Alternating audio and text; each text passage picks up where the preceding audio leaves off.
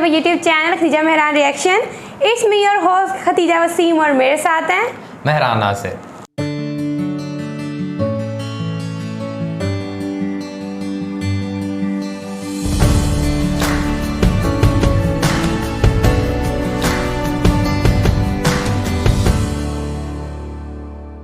नाज़रीन, इंडिया की जानिब से सोना जो है उसको महंगा किया जा रहा है और ये कहा जा रहा है जी कि हम इंडिया के अंदर जो इंडिया का रुपी है वो डॉलर के अगेंस्ट हम स्टेबल कर सकें और जो इंडियन रुपी की वैल्यू है वो कम ना हो सके। और हाल ही में ये हुआ है कि जो गोल्ड के इंपोर्ट करते हैं लोग उसके ऊपर काफ़ी ज़्यादा टैक्स लगा दिया गया है और आने वाले वक्त में इंडिया में सोना महंगा भी हो सकता है। तो ये सारा जो भी सिनेरियो है इसको हम देखने की कोशिश करते हैं कि किस तरह इंडियन रुपीज़ जो है वो स्टेबल हो सकता है इसको महंगा करने से, और आने वाले वक्त में इंडियन गवर्नमेंट क्या करने जा रही है, इस सारे सिनेरियो को देखने की कोशिश करते हैं। लेकिन वीडियो की तरफ जाने से पहले अगर आपने हमारा चैनल सब्सक्राइब नहीं किया, बस सब्सक्राइब हमारे चैनल और बेल आइकन को लाजमी प्रेस कीजिएगा। चलते हैं और देखते हैं।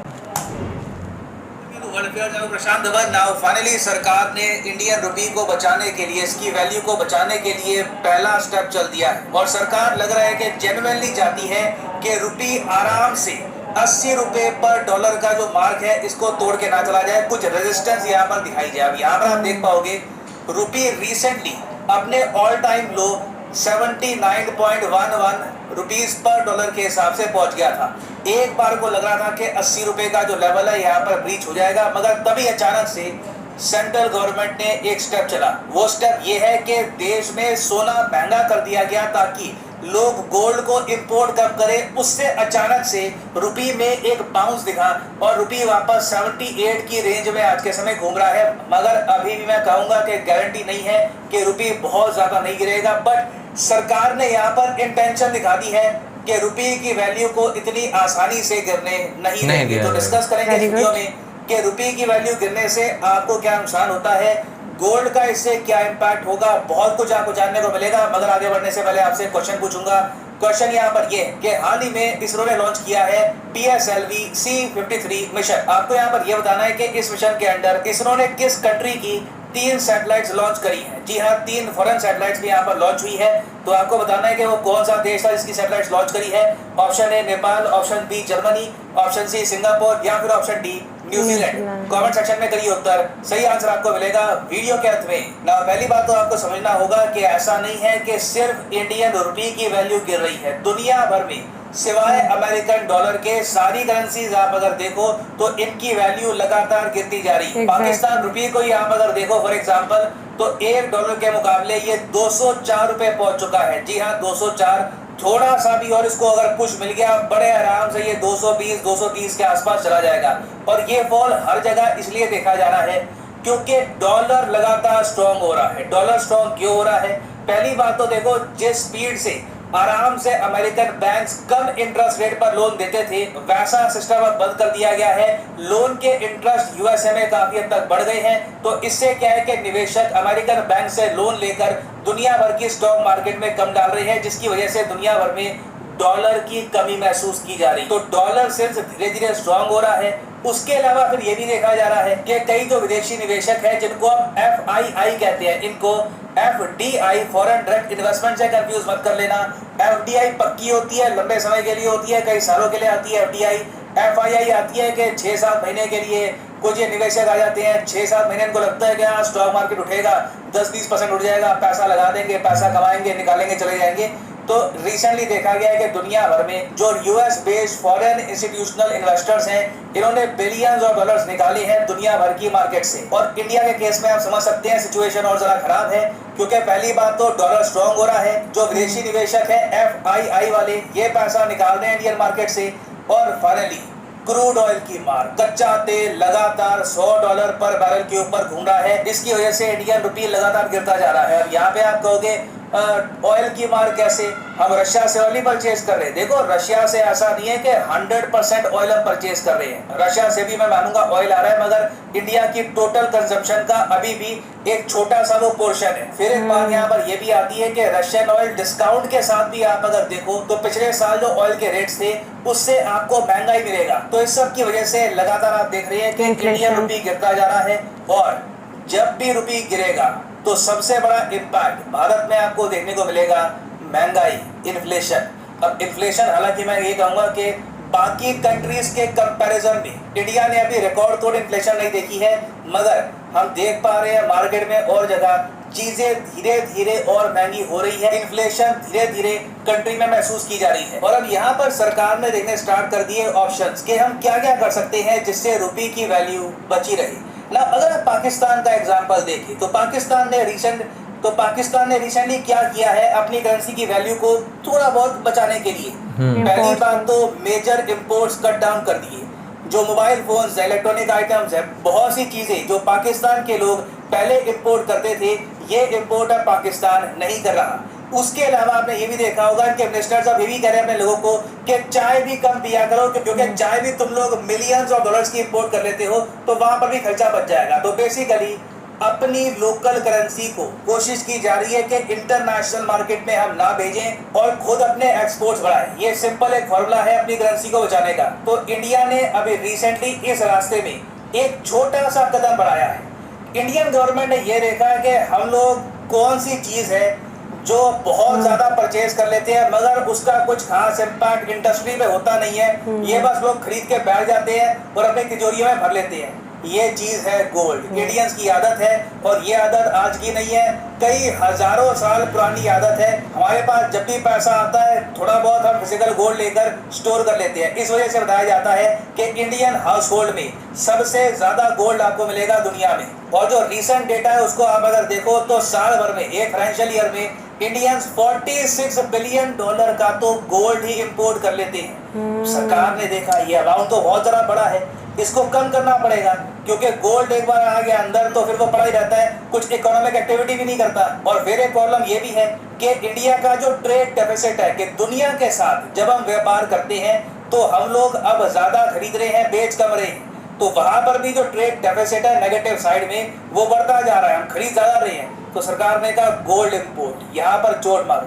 और यहाँ पे अब चोट हम कैसे मारेंगे, देखो हम लोग डेस्परेट स्टेप्स नहीं लेंगे कि गोल्ड इंपोर्ट बैन, ये सब करना भी ठीक नहीं है। सरकार ने अभी के लिए एक माइनर स्टेप चला। सरकार ने क्या किया कि जो इंपोर्ट टैक्स लगता था गोल्ड पे, कि अगर मान लो आप एक ट्रेडर हो, आपने जी यूएसए से गोल्ड मंगाया इंडिया में, तो अगर मान लो 100 रुपए का आपने गोल्ड मंगाया था तो उस पर पहले लगता था 7.5% टैक्स। तो मतलब कि इंडियन मार्केट में लाते लाते वो गोल्ड आपको पड़ेगा 107 रुपए 50 पैसे का। तो भारत सरकार ने जो ये इंपोर्ट टैक्स है ये बढ़ा के अब सीधा 12.5% कर दिया है। इससे सरकार की उम्मीद ये है कि जो बड़े बड़े उद्योग गोल्ड इंपोर्ट करते हैं इंडियन पब्लिक को बेचने के लिए, फॉर द टाइम बीइंग ये गोल्ड इंपोर्ट कम करेंगे, इंडियन करेंसी बाहर कम जाएगी। और इसका इम्पैक्ट इमीडिएटली देखने को भी मिला।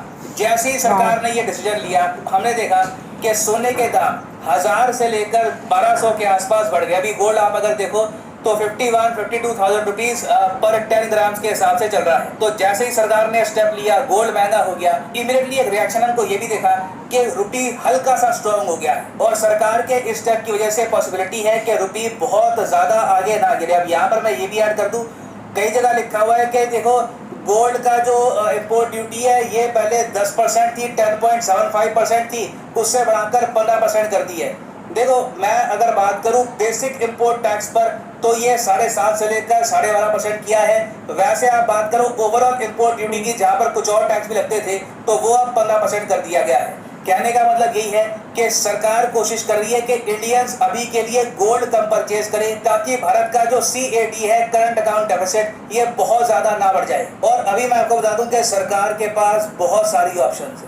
गोल्ड पर ही आराम से अगर इंपोर्ट टैक्स सरकार चाहे ना एक बार को तो 25-30% भी कर सकती है। उससे ही आप देखोगे रुपये में एक सडन जंप आएगा। और अगर आप यहाँ पे ये भी सोच रहे हैं, हो सकता है कि आपके माइंड में क्वेश्चन आए कि रुपये को गिरने दो ना, हमारी जो IT कंपनीज हैं जब वो एक्सपोर्ट करती है उनको फायदा होता है। देखो प्रॉब्लम ये है, दुनिया जा रही है एक मेजर आर्थिक मंदी की तरफ, दुनिया भर में डिमांड कम हो रही है।